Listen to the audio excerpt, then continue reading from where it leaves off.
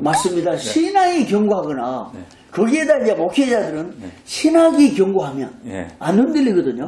그래서 나는 우리 총회나 한국교회의 문제는 신학이 무너졌다는 이 원인을 제시하고 싶었어요. 그러니까 결국은 개혁신학에 든든히 서 있으면 재판 바로 하는 거죠.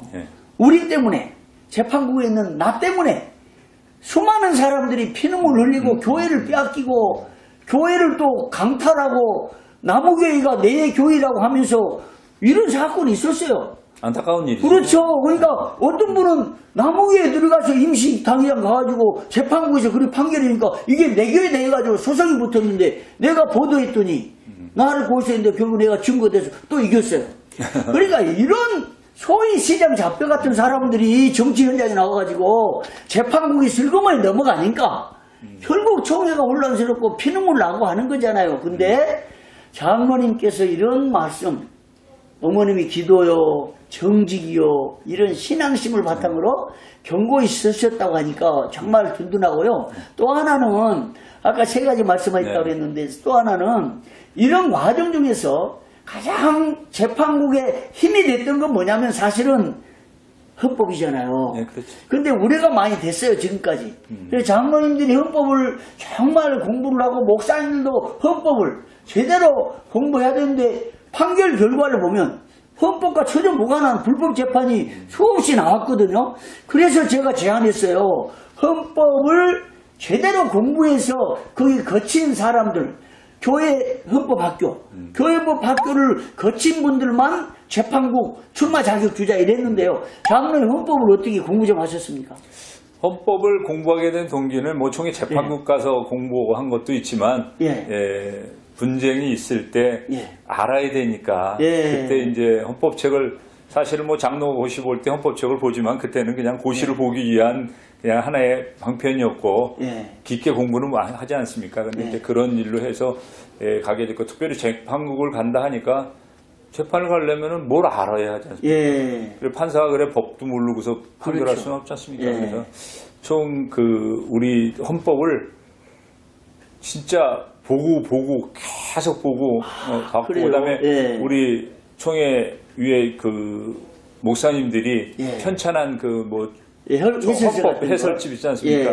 그걸 보고 또 이렇게 저희 재판을 할 때 거기에 비교가 되는 뭐 그런 것들이 있으면 보고 참고하고 그래서 저는 그 법에 어긋나지 않도록 헌법을 많이 공부를 했다고 생각합니다. 총회 재판국 있으면서 아마 법을 많이 깨우치지 않았나 그렇게 재판을 했다고 생각을 합니다. 그러니까 그걸 제가 지금 장로님 말씀을 들으니까 사실 말씀하셨지만 총회 판사잖아요. 그렇죠. 근데 판사들이 법을 잘 모르다 보니까 불법 재판 나오는 거거든요. 예를 들면 상소장을 올렸는데 상소장에 이름도 없는 사람을 끼워 넣어가지고 재판한 경우도 있어요. 소원장이 재판 중에 상소장으로 바뀌어서 재판한 경우도 있었어요.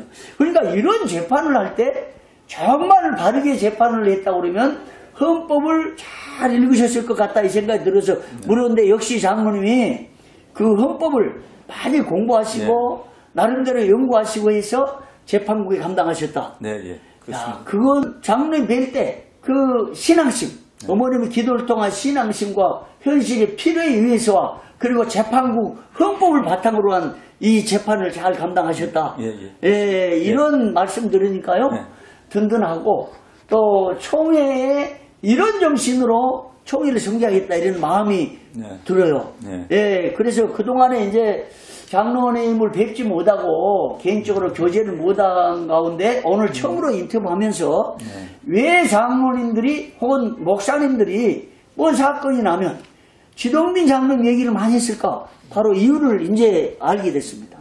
그런 바탕이 있기 때문에 바르게 하시고 유혹이 안 넘어가고 정직과 진실과 신앙심으로 또 헌법을 공부하시면서 이렇게 일을 봉사하셨다니까 이제 그 이유를 알게 됐고요.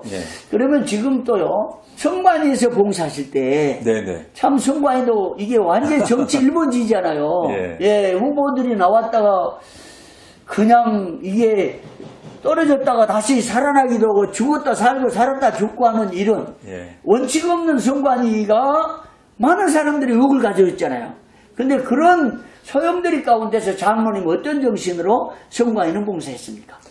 성관이에 이제 뭐 처음에 봉사하고 하면서 뭐 네. 같은 마음입니다. 정직하면은 큰 문제가 없는 걸로 생각을 합니다. 예. 그러나 후보자가 있고 또 성관이 선거를 해야 되기 때문에 그 후보자가 잘못 성관이가 판단을 하면 예.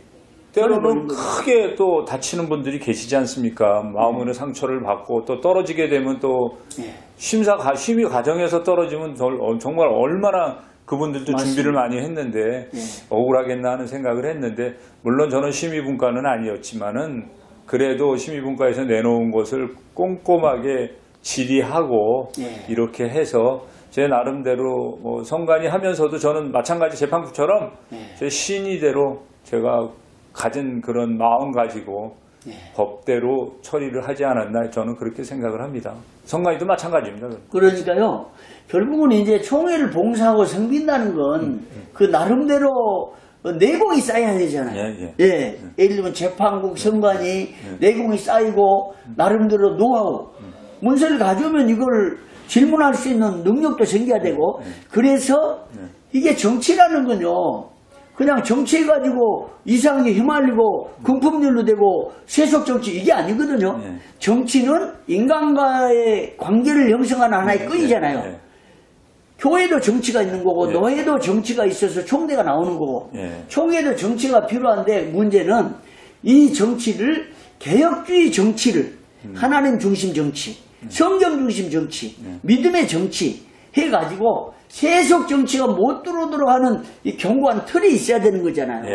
그러니까 이런 신학과 신앙을 바탕으로 한 바른 정치를 계속 해 나가려고 하면 장로님 앞으로 기회가 이제 또 있잖아 많이 여러 기회가 있을 때 이런 노하우와 내공을 쌓았다는 건 이게 자산이라고 생각해요. 저는 그렇죠.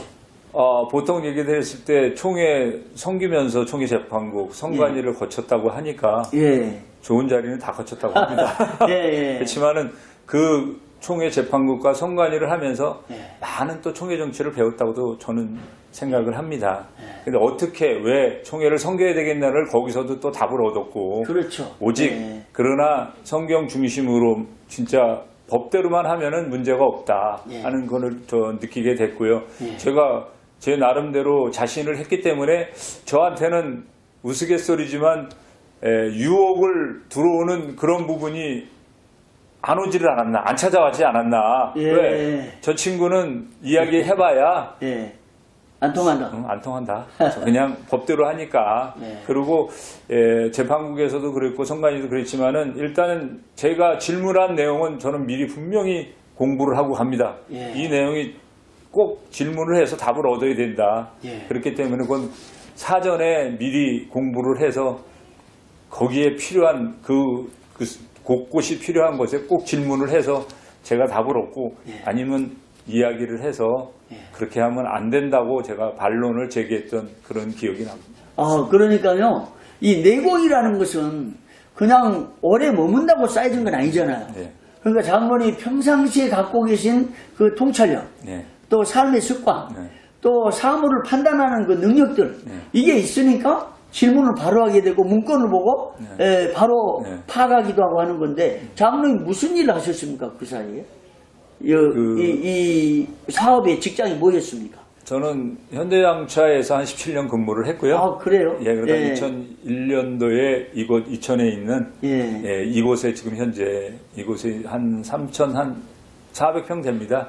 그래요? 서비스 치고는 뭐 지방이기 때문에 좀 큽니다. 그런데 꿈이 또 있었고 그래서 2001년도에 이곳에 내려와서 지금 현대 기아자동차 서비스 센터를 이천 서비스 센터를 지금 운영을 계속하고 있습니다. 그러니까 장로님 이 현대 기아 서비스 센터의 대표신데 근데 이걸 경영하면서 사업 경영이 대단히 중요한 건데 경영하면 문건, 기한, 다양한 이 통찰이 생기잖아요. 그렇죠. 바로 거기서 쌓아진 그리고 거기에다 신앙이 또 그 기도 또 나름대로 철학 이런 것들이 쌓여져서 장로님이 지금 감당을 재판국 성관이 등을 감당하셨다고 이제 보여져요. 앞으로 이런 것들을 더 이제 잘 개발하고 기회가 주어지면 이제는 정말 새로운 차원에서 네. 지금까지는 워밍업이잖아요, 사실은. 그렇죠. 예, 총회를 한 부서에서 섬기신 거거든요. 재판국에서 선고 아니었어. 근데 이제 전 총회를 바라보고 사람이 섬기다 보면 시야가 넓어지고 네. 총회에 대한 인식도 새로워진 거잖아요. 네, 그렇죠. 장로님도 아마 섬기다 보니까 지금 총회에 대한 사명이 아마 저처럼 생긴 것 같아요. 예, 예. 총회를 어떻게 바로 섬길까? 어떻게 좋은 총회를 만들까? 이게 우리의 역사적 소명이거든요. 예. 그런데 이런 시각을 갖고 총회를 섬겨야 되겠는데 어떤 정신으로 이제 지금까지 하셨지만 다시 한번 새롭게 총회를 섬기면 좋겠다. 또 다른 사람들도 그런 총회를 섬기는 자세를 가지면 좋겠다라는 한번 말씀해 주세요. 총회를 일단 섬기려고 하면 네. 예, 자기 자신이 신뢰를 받아야 됩니다. 예. 그리고 정직해야 되고 그래서 예. 저는 신뢰와 투명하게 예. 그것이 가장 그 모토가 돼야 예, 총회에 섬기고자 하시는 분들은 예. 남에게 예. 다른 분들에게 신뢰를 못 받으면 절대 일을 못합니다. 예. 내 자신이 먼저 자신이 하나님 앞에 정직하고 예. 그래서 신뢰와 투명하게 예. 이렇게 해야 총회를 섬길 수 있고 특별히 총회를 섬기게 된다 그러면 뭐 지금 많은 일들이 있지만 예. 제 개인이 하나의 미랄이 돼서 예. 신뢰와 회복이 저는 상당히 중요하다고 봅니다. 예. 지금 말씀하신 대로 뭐 예. 재판국 선관위 선고 가면은 뭐 이런 얘기 저런 얘기들을 하지만 신뢰를 못 받았기 때문에 그동안 신뢰를 못 받았기 때문에 그런 얘기를 하거든요. 예. 그러나 자기 자신부터 나부터 예. 남이 아니라 나 자신부터 신뢰를 하고 내 자신이 정직하게 총회를 섬기고 정말 그 피와 땀으로 세련금 낸 겁니다. 그렇죠. 우리 예. 성도들이 예. 그거를 생각하면 감히 그렇게 생각을 못합니다. 그래서 총회를 바르게 정말 정직하게 가장 중요해. 전 정직 아니면은 있을 수 없. 정직이 외에 모든 것이 다 포함됐다고 생각을 하거든요. 예. 그래서 정직하게 총회를 섬기면 지금까지 있었던 나 하나부터 시작을 하면 모든 분들이 물론 다 잘 하시겠지만 예. 우선 나부터 먼저 변해서 정직하게 총회를 섬기는 것이 좋다고 저는 생각을 합니다. 예. 참 이게 우리 총회 시스템이 안타까운데요. 지금 타교당 같은 경우는 선거관리위원회가 전국을 투어하면서 한 5차례 토론회를 갔거든요. 예. 그런데 우리는 딱 3번 얘기하고 맞춰요. 예. 그리고 종이에다가 선거 공약 책을 내는데 그거 읽을 시간도 없고 네, 네. 사실 듣고 토론하고 이 문화를 개발해야 되거든요. 네. 근데 왜 이 생각이 드냐면 장로님이 가지신 금방 그 신념 네. 또 신뢰 또 정직 이런 철학을 사람들한테 알릴 수 있는 기회를 가져야 되는데 대부분 우리 총회 선거는 지역주의, 예, 학연, 그렇죠. 예, 예. 선후배, 또 무슨 연합회 네. 이렇게 끌어가니까 진국을 찾아내기 힘들다 이 말이죠. 예. 정치적으로 뽑혀버려요. 예. 그런 심각한 겁니다. 네. 그러니까 능력 있는 사람이 탈락될 수 있고 또 엉뚱하게 정치에 능한 사람이 또 심지어는 뭐 여러 사람들 모아가지고 정치행위라는 건 결국 금품이거든요. 네. 그러니까 목사님 장로님들을 섬기고 부지런히 돕고 이건 좋은데 과도하게 금권 선거가 일어나고 또 지역주의가 일어나고 또 학연이 일어나고 이렇게 되는 건 이거 심각한 우리 총회 손실이거든요. 그렇죠. 그거는. 장로님 말씀 드리니까 그 생각이 떠올랐습니다. 왜냐하면 이런 정신을 우리 총회 산하 목사님 장로님들에게 알려서 이런 정신을 가진 사람들이 네. 총회를 섬길 수 있도록 해야 되는데 이게 좀 제도적으로 안 돼 있어서 참 아쉬워요. 네. 그러면 장로님 이제 이 앞으로 총회를 섬길 수 있는 기회를 갖기 위해서는 이제 앞으로 어떻게 방향이 될지는 모르겠어요.